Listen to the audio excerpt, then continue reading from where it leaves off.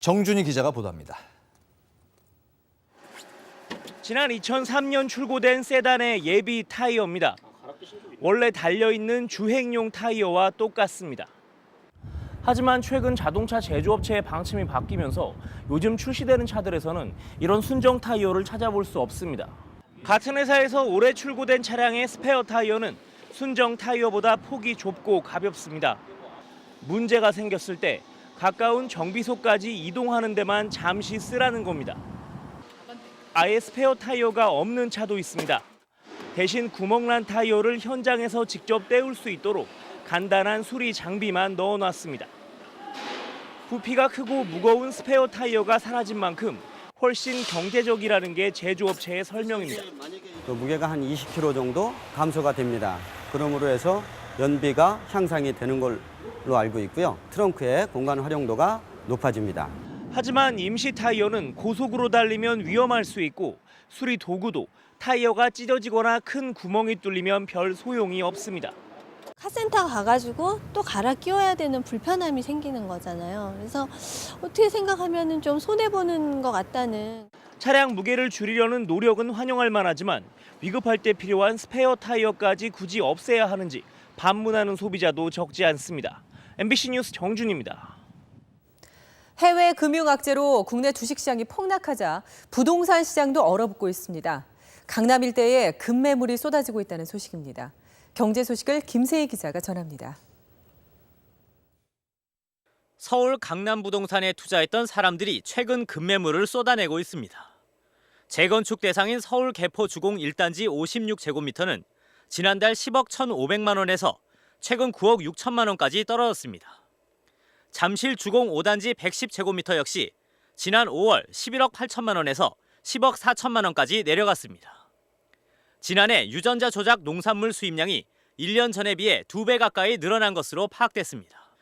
농림수산식품부에 따르면 지난해 수입된 대두와 옥수수 342만 6천 톤 가운데 60%인 204만 5천 톤이 유전자 조작 농산물인 것으로 집계됐습니다. 유전자 조작 대두는 거의 대부분 식용유 생산에 쓰였고 유전자 조작 옥수수는 전분이나 당을 만드는 데 사용됐습니다. 아시아나항공이 지난 3월 일본 대지진으로 운항을 중단했던 인천 센다이 노선을 어제부터 재개했습니다. 센다이 공항 복구 뒤 최초로 국제선 운항을 재개한 아시아나항공은 매주 3회 정기편을 운항합니다. MBC 뉴스 김세희입니다. 네, 이번에는 오늘 아침 신문 보겠습니다. 그동안 우리나라에서의 북한의 간첩 활동은 종종 보고돼 왔었는데요.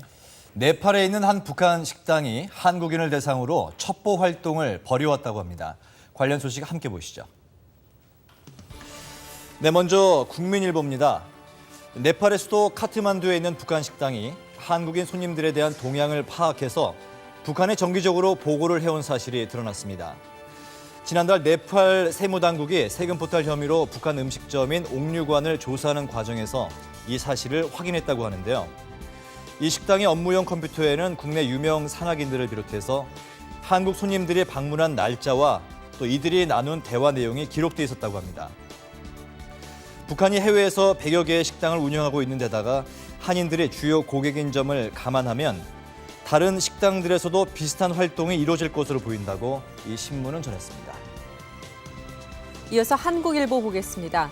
세금을 신고할 때 사용하는 인터넷 세무 서비스 홈택스 이용자 522만 명이 해킹에 노출돼 있다는 보도입니다. 대다수의 사업자들은 시중에 유통되는 세무관리 프로그램으로 세무 정보를 작성한 뒤에 국세청에서 배포한 홈택스 프로그램을 통해 온라인에서 세무 신고를 하는데요. 이 과정에서 신고자의 주민번호와 같은 개인정보는 물론 법인의 매출액과 부채 현황 등 세무 정보가 담긴 파일이 만들어진다고 합니다. 하지만 이 파일이 암호화돼 있지 않아서 해킹의 무방비로 노출된다는 건데요. 해킹 전문가뿐만 아니라 일반인도 이 파일을 쉽게 열어볼 수 있어서 대책 마련이 시급한 상황이라고 신문은 전했습니다. 네, 다음은 한겨레 보시겠습니다. 서울 잠실야구장, 부산 사직야구장 등 프로야구가 열리는 전국 야구장의 운동장 곳곳에서 1급 발암물질인 성면이 검출됐다는 보도입니다. 성면은 폐암 등을 일으킬 수 있기 때문에 2009년부터 0.1% 이상이 함유된 제품의 제조와 수입, 그리고 사용이 금지돼 왔는데요.